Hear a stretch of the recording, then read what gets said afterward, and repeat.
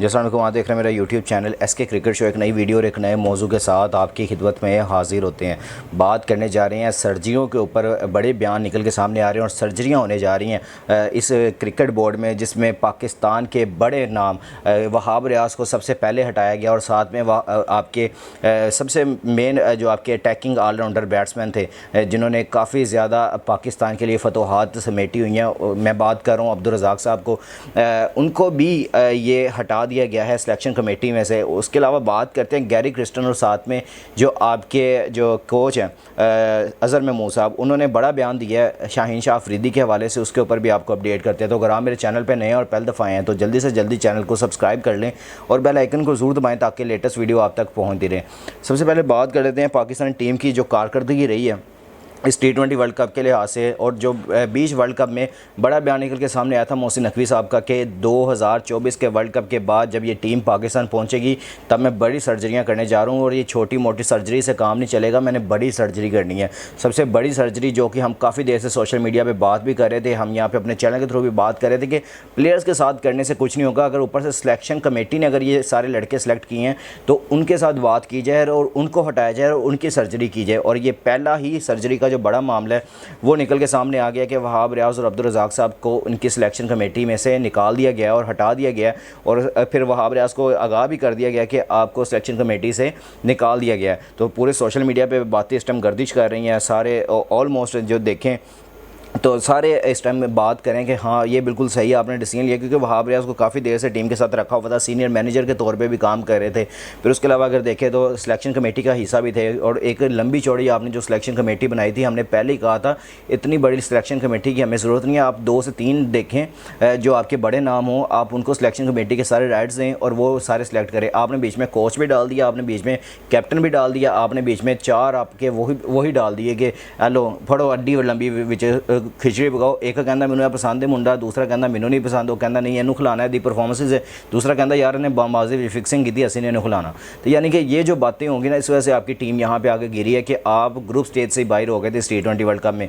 इसके अलावा मैं वहाब रियाज साहब से मेरे ना कोई ज़ाती इख्तलाफात हैं ना मेरे कोई ऐसी है। मैं बात इसलिए करता हूँ कि यार अगर आप मेरिट पे लेके आएंगे ना, इसके अलावा आपके पास बहुत बड़े चांसेस हैं कि आपके पास बहुत बड़े बड़े नाम बैठे हैं जिनको आप सिलेक्शन कमेटी पे लेके आ सकते हैं। वहाब रियाज साहब ने जिस तरह वज़ीर सेहत के लिहाज से, जिस तरह वज़ीर खेल के लिहाज से इन्होंने जिस तरह काम किया पंजाब में, फिर उसके अलावा काफ़ी एग्रेसिव नज़र आते हैं ऑन दी यानी कि ऑन दी फील्ड इन्होंने काफ़ी ज़्यादा काम भी किया जब ये वज़ीर खेल रहे हैं। फिर उसके अलावा अगर देखें तो सिलेक्शन कमेटी के हवाले से भी काफ़ी ज़्यादा इन लड़कों से बात करते रहे हैं। मोहम्मद आमिर के आने का भी सबसे बड़ा मसला यही बना हुआ था कि कोई उनसे बात नहीं करता था, तो वहाब रियाज ने उनसे बात की, फिर शाहीन ने उनसे बात की, तो यानी कि करके उनकी रिटायरमेंट वापस लेके आए। फिर उसके अलावा इमाद वसीम से काफ़ी ज़्यादा इनके अच्छे ताल्लुक आते हैं, उन्होंने इमाद वसीम से इनकी रिटायरमेंट वापस दिलवा के इनको टीम में शामिल किया।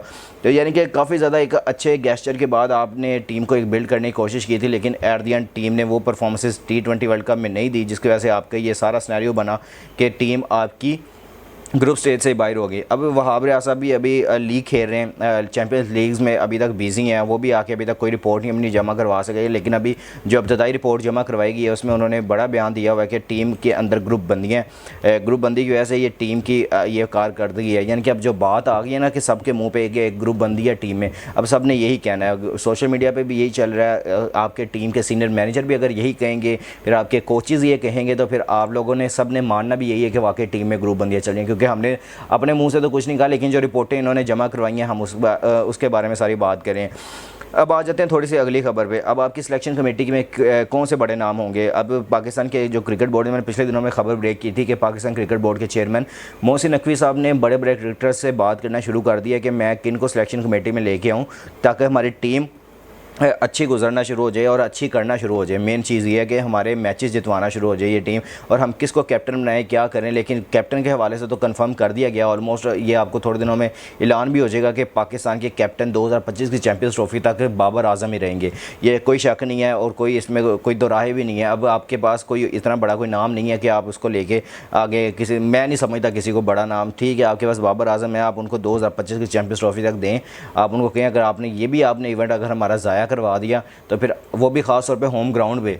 ये नहीं है कि आपने किसी और मुल्क में जा खेलना है, होम ग्राउंड में है तो आपके पास बड़ा चांस है आप यहाँ पे बैठे चैंपियंस ट्रॉफी जीत सकते हैं, क्योंकि आपकी अपनी ग्राउंड्स हैं, आपने यहाँ पे खेलते खेलते आप बड़े हुए हैं, तो आपके पास ये सारा चांसेस है कि आप यहाँ पे ये मैचेस जीत सकें और ये टूर्नामेंट जीत सकें। अगर आपने यहाँ पे भी ये ज़ाया करवा दिया हमारा मौका, तो फिर तो मैं समझता हूँ कि वाकई ही बाबर आजम को कैप्टनसी क्या, उनको दूर दूर तक मैं समझता हूँ कि उनको देखना ही नहीं चाहिए कि कैप्टनसी उनको दोबारा कभी ऑफ़र भी की जाए कि आप दोबारा कैप्टन बनेंगे उनसे। फिर अगर वो नहीं कर सकते ना, अगर पाकिस्तान में रहते हुए भी अगर चैंपियंस ट्रॉफी नहीं जितवा सकेंगे, तो आपको फिर कतन उनके पास जाने की दोबारा ज़रूरत नहीं है। आप अपने नए प्लेयर्स को ग्रूम करें, आप किसी यंग लड़के को दें, और मैं समझता हूँ आपके पास इस टाइम जो यंग है ना वो शान मसूद है, जिन्होंने वाकई ही पूरी दुनिया में अपना नाम बनाया है। उसके अलावा जिस तरह कैप्टनसी बाहर जाके मुल्कों में करते हैं, तो अपने मुल्क की कैप्टनसी क्यों नहीं कर सकते हैं। फिर उसके अलावा आपके पास साउथ शकील लड़का है जो नीचे से डोमेस्टिक से ग्रूम होता हुआ है, नीचे से क्रिकेटिंग माइंड उसका भी बहुत ज़्यादा है। अगर देखें तो उसने सिंध को भी एक तरफ फाइनल जितवा के दिया था, तो आप देखें तो यहाँ से हिसाब लगाएं कि आपके पास लड़के नीचे से ग्रूम इस तरह ही होंगे जब आप उनको चांस देंगे। नीचे डोमेस्टिक में वो परफॉर्मेंसेस करके आते हैं, नीचे से उन्होंने अपनी कैप्टनसी का एक्सपीरियंस है। अब नए लड़कों को चांस दे दिए। अगर बाबर आजम को 4 से 5 इवेंट मिल चुके हैं ना कि आपने कोई ICC या ACC इवेंट कोई नहीं जितवा के दिया, तो अब आपके पास चांस है आप नए लड़कों के पास चले जाएं। तो ये मेन वजह है आपकी टीम के ना उठने की। बाबर आजम के साथ साथ अब जो बड़ी सर्जरियाँ हुई हैं वो यही हुआ है कि बाबर आजम का तो कंफर्म है कि अभी बाबर आजम को तो नहीं छेड़ा जाएगा, लेकिन जो आपकी सिलेक्शन कमेटी में है उसमें 2 बड़े नाम जिन्होंने सेलेक्ट की थी है और कहा गया कि ये टीम सेलेक्ट करने में सबसे आगे थे, अब्दुल रज़ाक और साथ में वहाब रियाज, तो इनको इनकी कमेटी से हटा दिया गया है।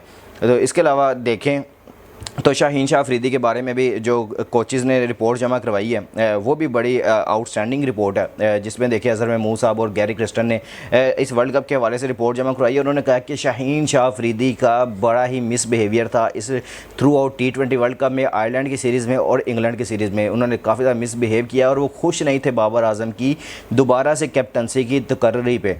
तो आप यहाँ से हिसाब लगाएँ कि क्या हुआ है ये और किस तरह हमने ये T20 वर्ल्ड कप और बाकी सीरीज़ ज़ाया की हैं इस वजह से, क्योंकि शाहीन साहब अपना ग्रुप एक बना के बैठे थे। कुछ लोग उनको कह रहे थे कि नहीं यार हुन तेनू कप्तान होना चाहिए सी, तेनू क्यों हटाया है। उधर से कुछ लोग बैठे बाबर आजम को सपोर्ट कर रहे थे, नहीं यार तुम कैप्टनसी करते हो, तुम सही हो, तुमने पाकिस्तान को ये ना बाबर आजम ने कुछ करके दिया पाकिस्तान को, ना ही शाहीन शाह अफरीदी ने करके दिया। तो यानी कि दोनों के ही जो बीच में मामला आए हैं, तो कौन पिस रहा है, हम अवाम पिस रही है, बोर्ड पिस रहा है जिसने इतने पैसे खर्च किए हैं। अवाम अपना टाइम इन्वेस्ट करती है, मैचेस देखती है वर्ल्ड कप के सारे बैठ के। हमने सुबह 5-5 बजे मैचेस देखे हैं वर्ल्ड कप के, यार किसी तरह हमारी टीम जीतेगी, किसी तरह हमारी टीम जीतेगी। मैंने 5 बजे उठ के सुबह 3-3 बजे उठ के मैंने कवर किए हैं। आपने मेरी सारी पिछली वीडियोस देखी होंगी, आपको पता होगा मैंने बैठ के सारे मैंने कवर किए हैं। सुबह 5-5 बजे उठ के मैंने 6 बजे 7 बजे जब मैच शुरू होना मैंने बैठ जाना। फिर उसके अलावा कोई रात के 11 बजे मैच है तो मैंने तभी सारी रात जागना। मैंने बैठ के क्यों, हमने अपनी टीम को सपोर्ट करना।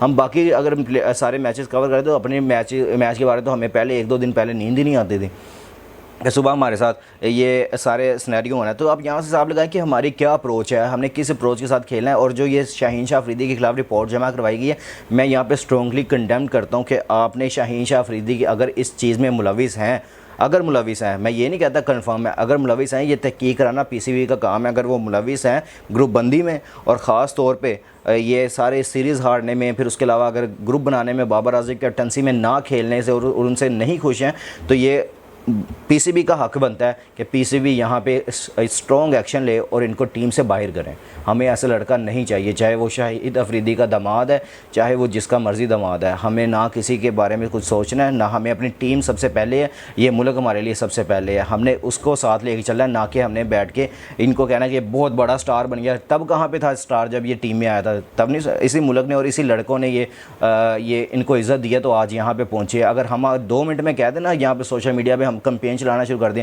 शाहीन हमें नहीं चाहिए, तो ये लड़का दोबारा कभी टीम में नज़र नहीं आएगा। तो ये इनको अपनी आंखें खोल के खेलने की ज़रूरत है, ना कि दूसरों के खिलाफ यहाँ पे ग्रुप बंदी। क्योंकि PCB ने अगर बाबर आजम को कैप्टन बना के भेजा तो आप मानें कि अब ये कैप्टन यही है। ये आपके बाप की टीम नहीं है, आपके किसी चीज़ की टीम नहीं है, ये आपके मुल्क की टीम है। और हम लोग यहाँ पे बैठ के इनको चुनते हैं, ये तब जाके स्टार बनते हैं, तब जाके ये आपके टीम के बारे में सारा कुछ सोचना चाहिए, तब जाके ये आपकी टीम यहाँ पे बेस्ट बन सकती है। अदरवाइज़ आपकी टीम का यही हाल रहेगा और हम इसी तरह ही हारते रहेंगे। ये सब लड़कों ने जो कि ग्रुप बंदी में जो मुलविस है, इन सब को बाहर करें, तब जाके आपकी टीम का ये हाल हो सकता है, अदरवाइज़ नहीं हो सकता। आप नीचे कमेंट सेक्शन में अपनी राय का इज़हार ज़रूर कीजिएगा और दुआ में हमें भी याद रखिएगा। टेक केयर, अल्लाह हाफ़िज़।